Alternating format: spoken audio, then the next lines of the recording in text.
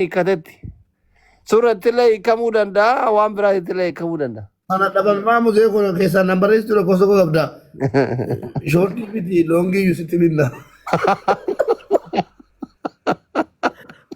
Yaa Rabbi nuudhiisi yaa Rabbi nuudhiisi. Ammaati inni jedhe suuraan kun akkamsii ba'e boo. Suuraa tasa naa bahe tasa bahe. Suuraa Eenyu si kaase? aboo tiraafikiin na ariitee haga haati seenatii fi haati faaxee viidiyoo hojjetanii wanna alagarra akkan as deemeetiniin osuma tiraafikii dhaabataa jiru anaa taa'aatiniin jiru namichi kaameraa tokko na kaasee birrii 70 irraa fudhatee naa kenna. Kanamoo? Lakki wallahi badaa tunan jedhi. Amma gaa nuroo dinnati ni jabaateera. Ati faate kaleessa dhiifama gaafatteetti keessaa miti jiran dabalte mubeekoo jettee waraabeeraayyuu baasuun danda'a jechuudha. Dhiifama gaafatteetti nuroo jabaateera maaliif gara kanatti garteetti sochootan? Wallahi nuroo wallahi kama dhugaan hojjabaate wallahi laziin kama dhugaa. Suma dhugaa rabbi xarroon albaxaam wallahi laziin. Maaluma kenna ta'a? Suuraan birii 70 galee daabboon meeqa galeera? Daabboon tokko meeqa? Daabboon inuun jiru yoo daabbo mammoo farru ammanaa qabdu taaptaap goote malee haarofti. Hin kennan. Wallahi anin argine fi haarofti baay'ee seeneen hin jiru ani waan hin qunnamne wallahi. Bar nama rabbi wayii ana ko rabbi gola jaallata. Suudaaniinis gaafa si jiguu jettu. Yaa ijoollee Suudaan jirtan 2013 xumurarra keessaa badeera. Achumaan ijoolleen ni dhufa yaa'e. Amma masii keessaa yaa'aa iyyaatu. Eessa deemnaree fiizaa naa hojjechiisi baqa. Kottu kafiilansii ta'a. Laa kafiila akkasin haa taatu hin barbaadu. Booda laayiviin galiyoo naan jette ani gale wannoo naan jedhe na godhuufi ofirraa na darbuufi biyyatti. Biloogii zalaalamaati balagate biyya kanatti. Deebii wal jala taraa sadin immoo yannaan alaa xulso akkamis si adafa. Analloo addunyaa kanarraa bakki jiraatan dhabame Dubaay dhufee himati kafiila naan taane akkanumatti karaa baaratiin Su'uudii deema malee ijoolleellee muka hudduutti na dhiibde.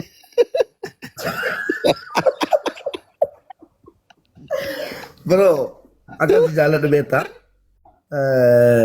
kafiila sii ta'etanii bakka barbaadde akkatti deemtu waraqaa wayii sii kennamu jira. Akka barbaadde fantashiruu fil Dubaay siin jedhedha. Fantashir fil Dubaay jedhee waraqaa wayii sii kennamu mana teessi. Baafuma tokko tak wal goona. Dhugaadha kudhanii duwwaa nama wannaan.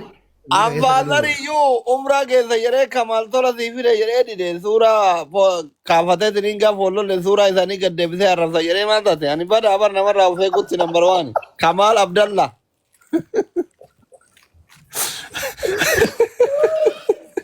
Allah. Dimde? Nama nama. Annama hin jaalladha malee addunyaa kana namni amanu tokko hin jiru bar. Namni tokko namanu nam tokko. Andi ta'u mi'amni ta'u yella. Amma dhaggeeffadhu ana naman ta'a giddii kee man. Kitaabumatu akkas jedhama.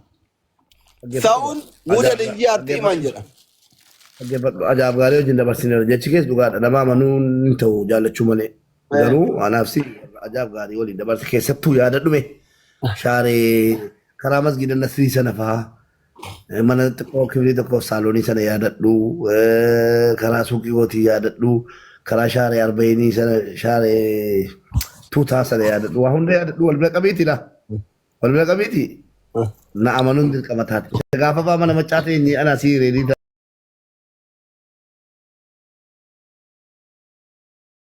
taane waan ta'e wayii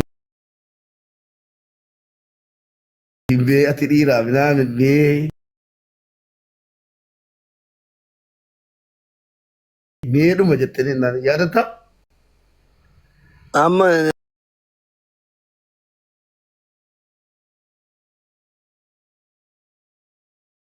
amanu waan fedhe.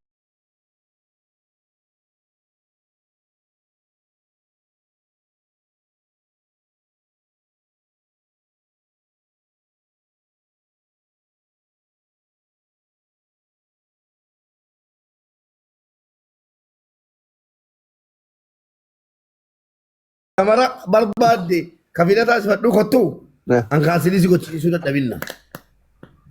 Dhageessee? Inumaayyuu jaramu gochisiifadhu. Ini berkat. Garaan dubartii bineensa jedhan garuu. Obboleesso isiinuma walii galuudha wanti biraan jiru. Si galee? Bakka asuma keessatti akka rakkadhetti hafuu kiyyaaree. Haala kanaan jireenya itti fufnaan bara baatii sadii booda guruppii hiitee naa kadhachuun kee oolu.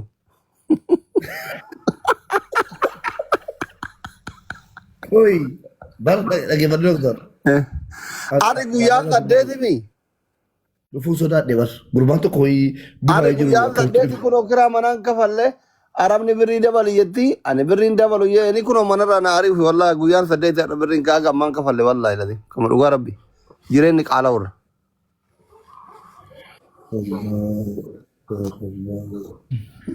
Ummanni amma namni 12 as jala jiru kun keessallee tokkochi araadan hin jiru. Nuti jireenyi qaala'e jennee ani jarri as jala tettee kolfite ababaa gattu tuquu dhiifte. Araadaa hunuu hin jiru. Waan kooraa fuudhanii fardi beeka jedhanii.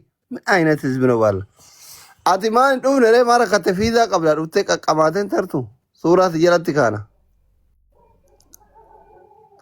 Itti dawwalte beerii Dubaay.